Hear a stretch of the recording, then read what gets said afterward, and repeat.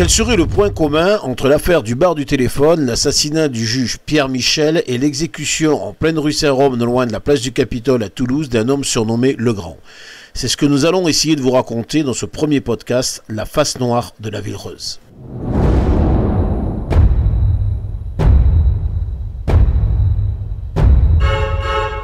Pour comprendre cette histoire, il faut remonter dans les années 70, avec comme toile de fond l'une des plus grandes organisations de trafic de drogue du XXe siècle que l'on surnommera la French Connection.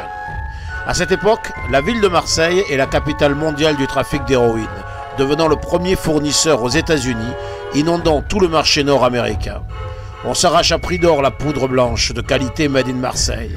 À l'origine de ce trafic tentaculaire, un homme, Tani Zampa, de son vrai nom Gaëtan Zampa ou Gaetano, dit aussi Tani. Un juge va s'attaquer à cette mafia avec des méthodes inédites pour l'époque. Il s'appelle Pierre Michel. Il n'hésitera pas à placer en détention les compagnes de certains trafiquants, estimant qu'elles étaient des maillons de la chaîne provoquant la colère des voyous.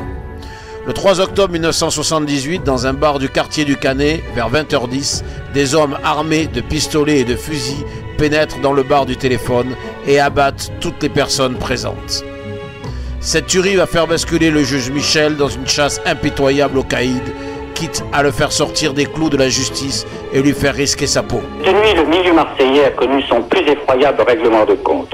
Une véritable Saint-Valentin qui a eu pour théâtre un bar du quartier du Canet, bien connu des services de police pour ses fréquentations douteuses. 20h30, trois hommes masqués et armés de fusils à canoncier et de pistolets automatiques 9 mm et 11,43 font irruption dans le bar du téléphone.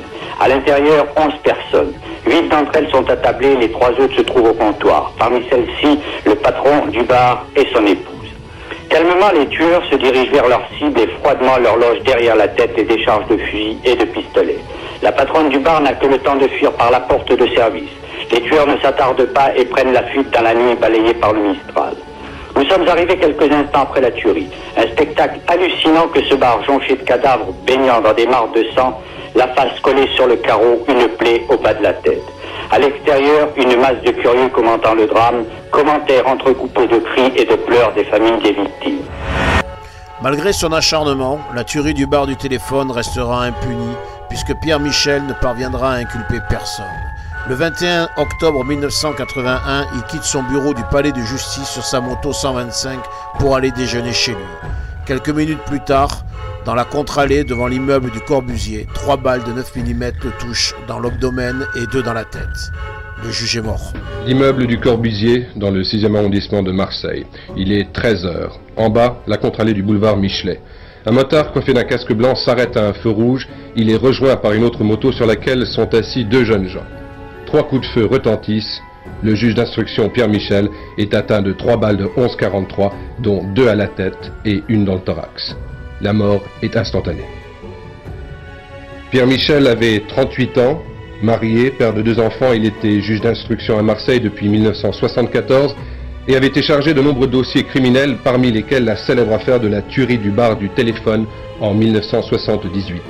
Depuis, le juge travaillait étroitement avec ses collègues italiens sur une possible renaissance de la French Connection concernant le trafic de drogue en direction Europe-États-Unis. Pas d'indice. Une chose est certaine, c'est un coup de professionnel parfaitement mis au point. Les 2 meurtriers ont pris la fuite. Pour le compte de qui ont-ils agi? Le juge Michel était-il sur le point de découvrir une grosse affaire? S'agit-il d'un geste spectaculaire destiné à impressionner les autres magistrats ou même le milieu international? Personne ne le sait. Pour le moment, il n'y a ni piste ni explication. Ce soir, magistrats et avocats rendent hommage au juge Pierre Michel qui faisait partie de cette nouvelle génération de magistrats plus enquêteurs sur le terrain que leurs prédécesseurs. Le 16 février 1987, vers 1h30 du matin, un homme quitte l'établissement de nuit à la mode, le JB, à Toulouse, rue Saint-Rome. Il fait quelques pas pour récupérer son véhicule et c'est quand il monte à bord que 2 hommes armés d'un pistolet mitrailleur Sten 9 mm et d'un fusil à pompe font feu sur lui.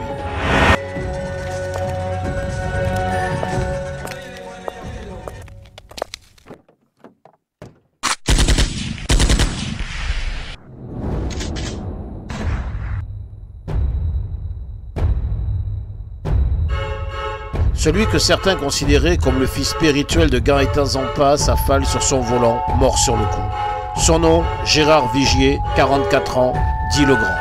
D'après certaines informations que le commissaire Lucien Aimé Blanc avait en sa possession, la tuerie du bar de téléphone aurait été une réplique à un règlement de compte qui aurait eu lieu à Simiane-Collonges, près de Aix-en-Provence, en 1978, où un certain Serge Cassonne aurait été tué sous les yeux de son frère Roland. Toujours d'après ces mêmes informations, ce règlement de compte aurait été monté par l'équipe de Tony Zampa avec un certain Gérard Vigier.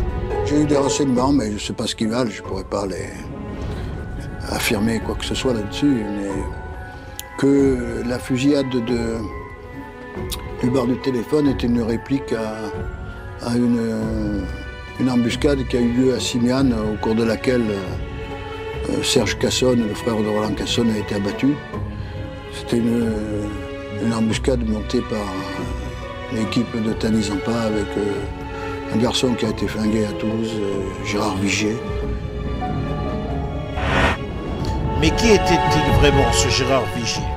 Considéré comme beau mec, il avait participé au casse de la Société Générale à Nice le 16 juillet 1976 avec une bande de Marseillais dont un certain Amigo. Depuis, le Grand s'était mis au vert dans le sud-ouest à Figeac et sortait souvent sur Toulouse. Peut-on associer l'élimination de Gérard Vigier avec celle de Cassonne ou du bar du téléphone? Rien n'est moins sûr.